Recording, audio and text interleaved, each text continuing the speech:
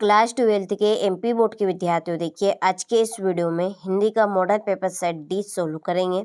इसके पहले मैं आपको सेट ए बी सी बता चुकी हूँ, ये आपका डी है। इसके बाद में सेट ई और एफ और साथ में रहेगी आपकी स्पेशल पीडीएफ, ठीक है, जो कि हमें पर्सनली ऐप पर एनसीईआरटी कोचिंग ऐप पर मिल जाएगी। तो चलिए बिना किसी डाउट के वीडियो को शुरू करते हैं। आप अच्छे से अच्छे नंबर कवर करना चाहते हैं तो 6 मॉडल पेपर और जो स्पेशल पीडीएफ आपको दी जा रही है आप उसको कंप्लीट करें, ताकि आप 80 नंबर के 80 नंबर पक्के कर सकें, ठीक है। तो चलिए बिना किसी डाउट के शुरू करते हैं और सारे प्रश्नों को हम यहाँ पे अच्छे से एक्सप्लेन करेंगे। देखिए पहला प्रश्न है, लुट्टन पहलवान ने हराया था। तो लुट्टन पहलवान ने किसे हराया था? चांद सिंह को। किसे?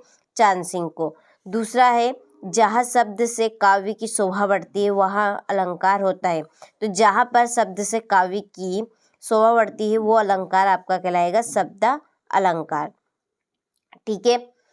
तीसरा है, भारत में पहला छापाखाना गोवा में कब खुला? तो कब खुला था? 1556 में, ठीक है। कब खुला था? 1556। चौथा है, काले मेघा पानी दे पाठ लेखक है। तो इस पाठ के लेखक कौन है? धर्मवीर भारती है, फणेश्वर नाथ रेणु है कि जैनेन्द्र कुमार है, महादेवी वर्मा है। तो कौन है? धर्मवीर भारती। पांचवा है, जाति प्रथा को दूसरा रूप कहा गया है। जाति प्रथा को दूसरा रूप माना गया है श्रम विभाजन, ठीक है। श्रम विभाजन को माना गया है। छठा है, हलावाद के प्रवर्तक कवि है हरिवंशराय बच्चन। कौन है? हरिवंशराय बच्चन, ठीक है। चलिए इसके बाद में है रिक्त स्थान। देखिए पहला है, नाटक में पात्रों की संख्या खालिस्तान होनी चाहिए। तो नाटक में पात्रों की संख्या होनी चाहिए अधिक, ठीक है। दूसरा है, यशोधर बाबू ने दफ्तर से लौटते हुए रोज खालिस्तान जाने की रीति बनाई। तो साई मंदिर, बिरला मंदिर, सोमनाथ मंदिर। तो बिरला मंदिर जाने की, ठीक है। तीसरा है, जहाँ उपमेय को उपमान से श्रेष्ठ बताया जाए वहाँ खालिस्तान अलंकार होता है। तो वहाँ पर अलंकार होता है व्यतिरेक, ठीक है। कौन सा रहेगा? व्यतिरेक। चौथा है, एक सफल साक्षात्कारकर्ता में खालिस्तान होना चाहिए। क्या होना चाहिए? पर्याप्त ज्ञान की सुंदरता। तो पर्याप्त ज्ञान होना चाहिए। पांचवा है, कविता की अनजानी दुनिया का उपकरण खालिस्तान है, अलंकार। और छठा है, गगरी फूटी खालिस्तान पियासा। तो इसमें आपका आएगा बेल, ठीक है। क्या रहेगा? अब बेल हो गए। चलिए अब बढ़ते हैं सत्य सत्य की ओर। पहला देखिए कि कहानी का नाटक रूपांतरण असंभव है। तो ये असत्य, संभव है, ठीक है। असंभव नहीं रहेगा, संभव। दूसरा है, राष्ट्रीय भाषा के लिए जनसंपर्क भाषा शब्द का भी प्रयोग किया जाता है, सत्य। तीसरा है, राखलदास बनर्जी 1922 में मोहनजोदड़ो आए थे, सत्य। चौथा है, जयशंकर प्रसाद छायावादी कवि है, सत्य बात है।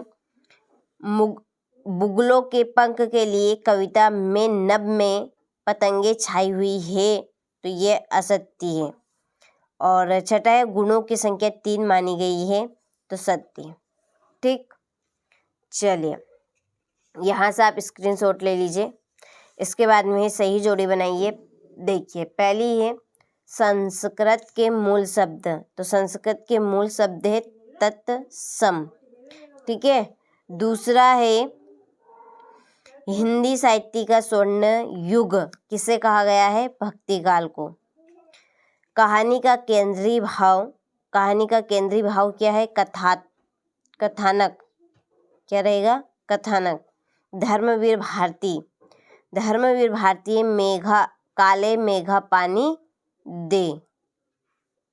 आकाश के तारे तोड़ना, असंभव कार्य करना। कुंवर नारायण है कविता के बहाने। और भागी हुई लड़कियां रीतिकाल। सॉरी ये आपका यहाँ पर मिस्टेक है, ये आपकी, ये इसमें आएगा आलोक धनवा। आलोक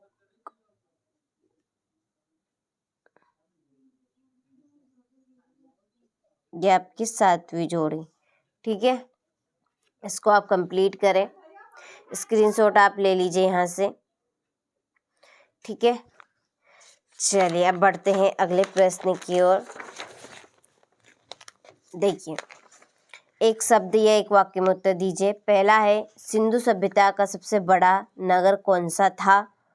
मोहनजोदड़ो। मोहनजोदड़ो।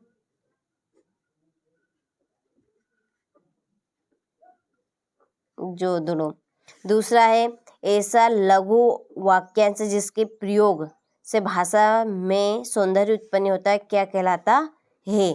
मुहावरा। क्या कहलाएगा? मुहावरा। ठीक है, मुहावरा। और तीसरा है, चौपाई के प्रत्येक पंक्ति में कितनी कितनी मात्राएं होती है? 16 मात्राएं।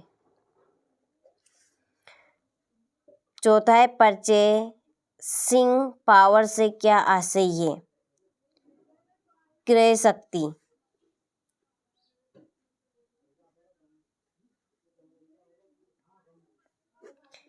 और उषा का जादू कब टूटता है? सूर्योदय होने पर। सूर्य उदय होने पर। छठा है, प्रबंध काव्य किसे कहते हैं? तो हम प्रबंध काव्य कहेंगे। देखिए, यहाँ पर मैंने लिख दी है, वह काव्य जिसमें कोई प्रथा, कोई कथा क्रमबद्ध रूप से कही जाती है। ठीक है, उसे हम प्रबंध काव्य कहेंगे। सातवां है, तीर्ति हे समीर सागर पर पंक्ति में कौन सा अलंकार है? तो इसमें है रूपक अलंकार। कौन सा? रूपक अलंकार। ठीक है, चलिए तो स्क्रीनशॉट आप ले लीजिए यहाँ से। इसके बाद में छठा प्रश्न, छायावाद की विशेषताएं लिखिए।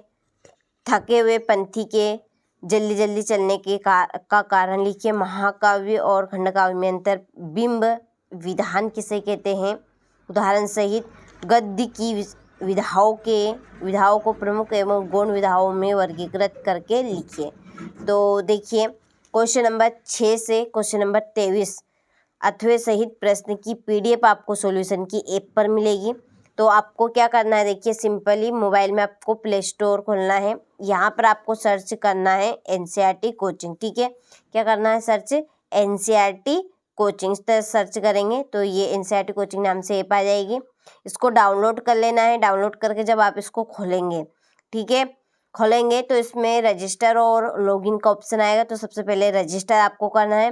Full name, email, mobile number, passport बनाने हैं और आई एग्री। फिर वापस बैक जाना है, फिर लॉगिन करना है।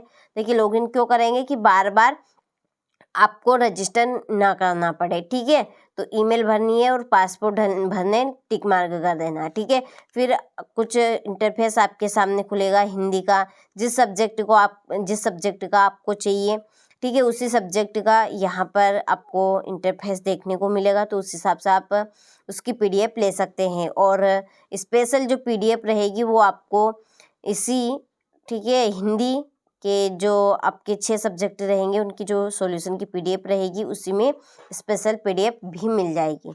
हो गया? तो आप अभी तक रजिस्टर आपने एप्लीकेशन पे नहीं किया है तो आप रजिस्टर करवा लीजिएगा। और क्वेश्चन नंबर 6 से 23 तक के 6 मॉडल पेपर की सॉल्यूशन की PDF भी आपको मिल जाएगी। ठीक है, देखिए 11वां है, पहलवान लुट्टन सिंह की कीर्ति दूर दूर तक कैसे फैली हुई?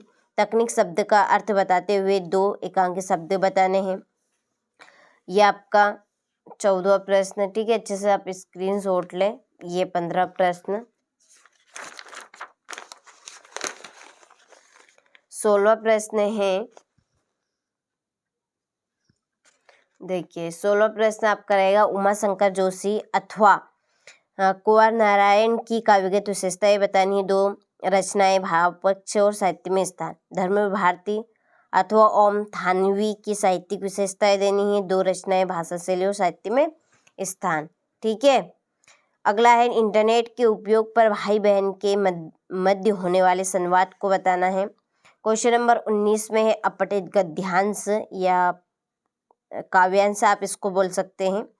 ठीक है, स्क्रीनशॉट आप ले लीजिए अच्छे से। इसी के नीचे प्रश्न दिए गए हैं और इसका ये आपका अथवा है, ये काव्यांश रहेगा, ऊपर का गद्यांश, और ये आपके इसके प्रश्न। ये ठीक है। 20वें प्रश्न में पद्यांश की संदर्भ, प्रसंग, संदर्भ और व्याख्या करनी है। ठीक है, चलिए 21वां है गद्यांश, इसका संदर्भ, प्रसंग और व्याख्या करनी है। 22वां है जबलपुर नगर निगम के निगमायुक्त को नियमित जल आपूर्ति करवाने हेतु आवेदन पत्र लिखना है।